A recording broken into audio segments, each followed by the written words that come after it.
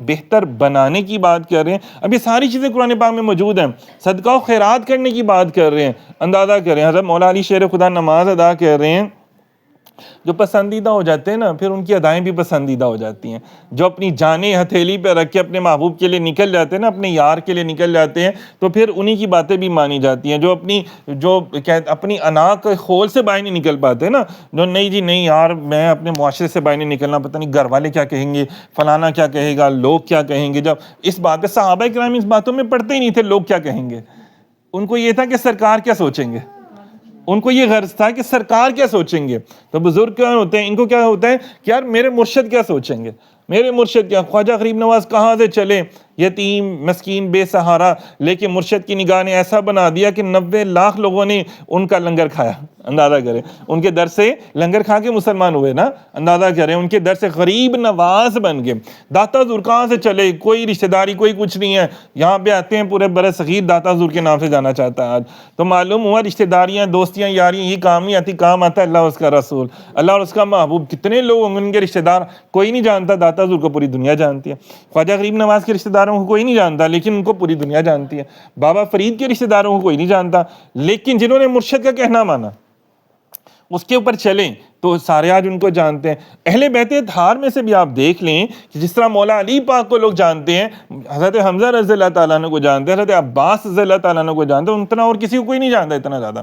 چند گنے چنے مطلب یہ وہ لوگ ہیں کہ جو حضور علیہ السلام کی بارگاہ میں رہے اور انہوں نے اپنی جانیں تک، اپنے گھر تک ہر چیز انہوں نے نچھاور کر دی.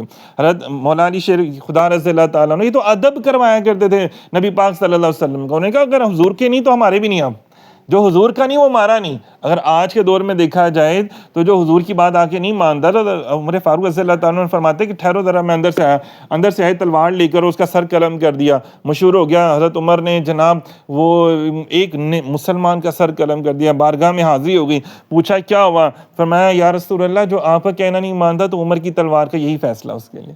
تو اندازہ کریں تب اسلام پھر پھیلا بھی نا، پھر اسلام دلوں میں اتر گیا نا.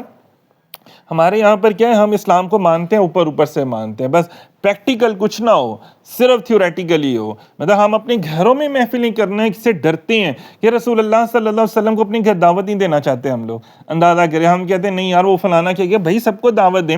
مولا علی شیر خدا رضی اللہ تعالیٰ جن کی محفل آج ہم سجا رہے ہیں، جب رسول اللہ صلی اللہ علیہ وسلم نے اپنے رشتہ داروں کو دعوت دی. اب یہ دیکھیں جب آپ اپنے رشتہ داروں کو بلا رہے ہیں، اکثر کہا جاتا ہے بہنیں دوست احباب محفل کرواتے ہیں، وہ کہتے ہیں نہیں یار اب سب کسی کو بلانا نہیں ہے، بس آپ ہی آ جائیں.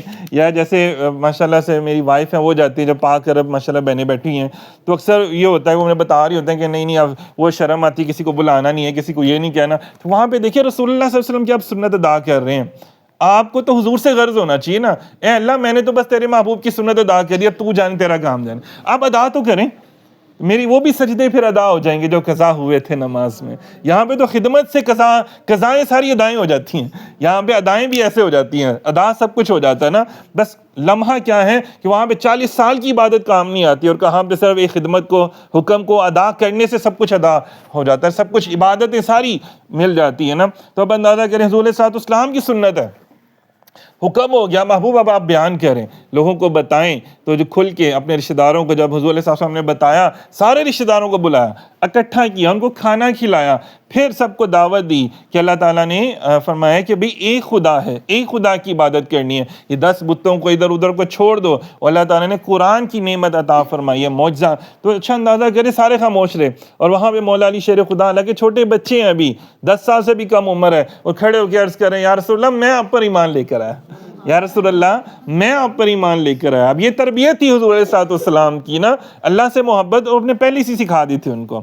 اگر آج ہم بھی اپنے بچوں کو اللہ سے محبت پہلی سکھائیں گے اور پریکٹیکل کر کے دکھائیں گے. ان کو پتا تھا کہ رسول اللہ صادق اور امین ہے، ان کو پتا تھا کہ نبی پاک صلی اللہ علیہ وسلم نے کبھی جھوٹ ہی نہیں بولا. جو میری پرورش کر رہے ہیں میرے چچا زاد، انہوں نے کبھی جھوٹ ہی نہیں بولا، انہوں نے ہمیشہ شفقت ہی دی ہے، انہوں نے ہمیشہ پیار ہی دی ہے. ایسا بندہ جس نے ہمیشہ غریبوں کی مدد کی ہے، بیواؤں یتیموں کے گھروں میں جا کے خود راشن ڈال کے آئے، وہ بندہ جھوٹ کیسے بول سکتا ہے؟ تو میں تو یا رسول اللہ آپ کے اوپر ایمان لے کر آیا ہوں. مطلب وہ پہلے سارا کچھ جانتے تھے.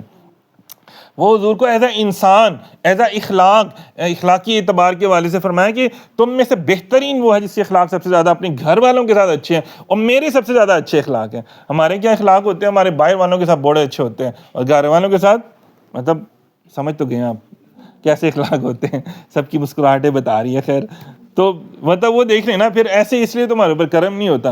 اور میرے پاس روزانہ ایسے کیس آ رہے ہوتے ہیں, میں ان کو ہاتھ جوڑ کے کہہ رہا ہوتا ہوں یار حضور سے محبت کرتے ہو آپ تو کبھی اپنی بیوی کے ساتھ اپنے گھر والوں کے ساتھ بیٹھ کے بھی کوئی پیار سے بات کر لیا کرو, کبھی اپنے بچوں کے ساتھ بھی بیٹھ کے کوئی ہنسی مذاق کر لیا کرو. تو یہ بھی بڑا کاؤنٹ کرتا ہے, ہنسی مذاق کرنا کوئی بری بات نہیں ہے. ایک مرتبہ رسول اللہ صلی اللہ علیہ وآلہ وسلم, ابھی آج ہی بلکہ وہ یہ بڑی پیاری سی روایت ہے, تو کیا اس سے کہتے ہیں کہ کھجوریں کھا رہے تھے ساتھی بیٹھ کے, تو سب نے گٹھلیاں نا مذاق کے انداز میں ان کے سامنے رکھ دیں, اور حضرت علی کرم اللہ وجہ کے سامنے گٹھلیوں کا ڈھیر لگ گیا. تو سب نے کہا کہ اے علی آپ نے اتنی زیادہ کھجوریں کھا لیں, تو آپ سمجھ کے کہ میرے ساتھ مذاق کر رہے ہیں. تو ایک ہوتا ہے مذاق اڑانا اور ایک ہوتا ہے مذاق کرنا.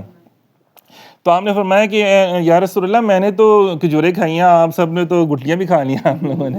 تو وہ دیکھیں ایسا گھر میں بھی ہو جاتا ہے, ہمارے بھی اکثر گھر میں ہو جاتا ہے, آج ہم نے بھی کیا ایسے, تو ایک ساری گٹھلیاں رکھ دیں. تو ان کا آپ نے اتنا کچھ کہا کہ میں نے تو کھجوریں کھائی ہیں نا, آپ لوگوں نے تو. بہرحال دیکھیں یہ بھی ایسے چل رہا ہوتا ہے مذاق وغیرہ, یہ بھی رسول اللہ, زندگی ایسی نہیں ہوتی ہے کہ آپ بالکل ہی اس کو اس طرح جلاد بن کے گھر کے بچے ڈرنا شروع ہو جائیں گے, پتہ نہیں گھر امی جی آ گئے ابا جی آ گئے نے تو ان بس وہ چھپ جاؤ نا ایک جگہ پر. تو ایسا تو ہمارا مذہب نہیں ہمیں کہہ رہا ہوتا.